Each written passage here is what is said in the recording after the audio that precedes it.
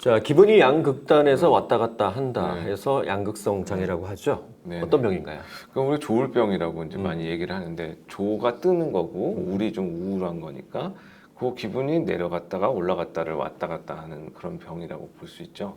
근데 1형이 있고 2형이 있는데 1형은 이제 좀 강도가 좀 어느 정도 되고 기간도 좀 되는 병이고 짧게 뭐 4, 5일 정도 나타나는 거 그런 거 이상을 우리가 2형이라고 합니다. 근데 이제 보통 조울병 그러면 일반인들은 하루에도 기분이 왔다 갔다 한다. 네. 감정 기복이 심하다. 네. 너 조울병 아니야? 이렇게 네. 얘기하는데 그거 완벽하게 다른 병이죠. 그냥 기분이나 성격에 의해서 기분이 좀 시무룩했다가 좋았다가 이런 기분의 강도도 약하고 왔다 갔다 하는 거는 병이라고 볼 수는 없고 성격적인 거나 아니면은 감정적인 어떤 성향 같은 게 있는 사람들이 그럴 수가 있죠. 그러니까 기분이 업 때는 올라가는 기간이 꽤 있고 네. 그렇죠. 나중에 네. 정상적으로 갔다가 또 다시 우울해지는 또 기간이 꽤 있고 그렇죠. 그렇잖아요. 그렇죠. 하루에도 몇 번씩 왔다 갔다 하는 건 네, 아니잖아요. 네. 조증은 2주, 1주 정도 이상 보지만 보통은 뭐 3개월 정도 그 약 치료 안 하면 갑니다. 그렇죠. 그러니까 그런 정도가 돼야 이제 병으로 보는 거고, 근데 그렇지 않고 그 약간 그냥 기분이 왔다 갔다 하는 정도는 병이라고 꼭 얘기할 수는 없죠. 자, 일단 조울증에서 조증, 네. 조증 사파라고 얘기를 합니다. 네. 영어로는 매닉 에피소드라고 하는데 이 조증 사파 어떤 증상을 보이나요? 기분이 이렇게 뜨거나 떴다 그래요. 좀 올라가죠. 그 다음에 짜증나는 것들이 계속 나타나고 그러면서 잠을 안 자는데 잠을 본인이 못 자는 게 아니고 뭘 할 일이 많아가지고 잠을 못 자요. 근데 식욕 같은 것도 막 변화가 꽤 있고요.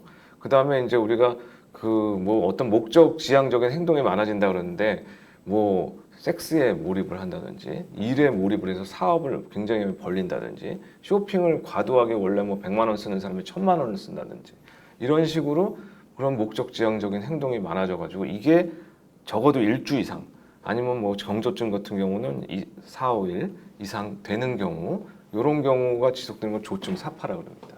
근데 우울증은 근데 우울 사파는 우리 우울증 증상하고 똑같아요. 근데 물론 강도도 훨씬 심하고 처지는 정도도 심하기 때문에 우울증의 강도가 너무 심하고 약도 잘 안 듣는 경우 이건 이 양극성 장애인가 보다. 저도 경험을 몇 번 했는데 그 한 10몇 년간 연락 안 하던 친구가 네. 갑자기 새벽에 전화를 해서 어.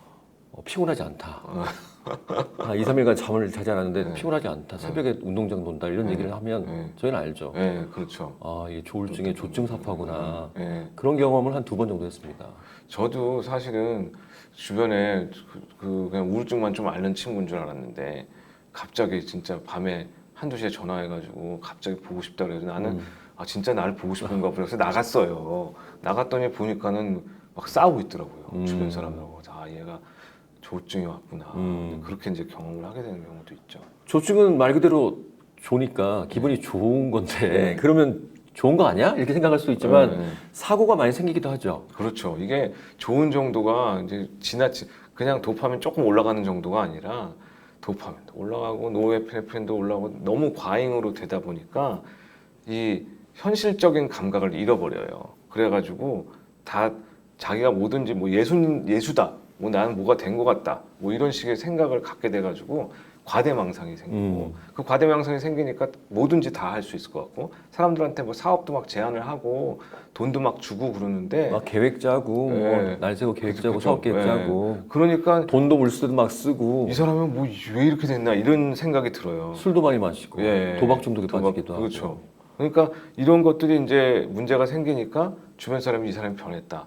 원래 있던 사람이 아니다. 해서 병원에 이제 데려오게 되는 경우가 많죠. 그러다가 이제 그게 꽤 가다가 나중에 가라앉으면 자책감, 죄책감이 들기도 하잖아요. 그럼요. 그것 때문에 또 우울증 시기가 생길 수도 있고요. 이게 조울병이 굉장히 그냥 일반 우울증하고 구분해야 되는 이유 중 하나가 그런 이유입니다. 그래서 나중에 우울증 빠지면 자살 위험률이 확 올라가요. 그리고 우리가 치료할 때도 굉장히 조심하는 게 우울증 좋아지게 그 조증 좋아지게 만들면 약간 우울했던 시기가 오는데 그 우울했던 시기 때 잘못 퇴원을 시키면 막 자살할 시도를 하고 자살을 하고 막 이런 경우가 많아가지고 퇴원 날짜 잡는데 좀 조바심을 내죠 사실 저희들. 이 충동성이 올라가서 이제 과음, 아까 말씀하신 대로 또 이성과의 부적절한 관계도 많이 생기더라고요. 그럼요. 아니 멀쩡하고 얌전하던 애가 갑자기 남자를 채팅 그 앱에서 만나가지고 그것도 남자도 뭐 지속적으로 사귀는 게 아니라 하루에 2명, 3명 만나기도 하고 그러니까는 얘가 처음엔 알아차리지도 못해요. 그래서 그런 문제 때문에 뭐 임신도 하게 되는 경우도 있고요.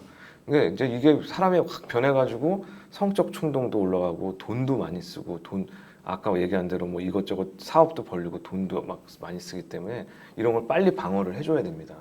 그래서 그런 증상이 있으면 혹시 조울증이 아닌가 의심을 하고 병원에 데려오셔서 그렇죠. 치유를 시작하셔야겠죠.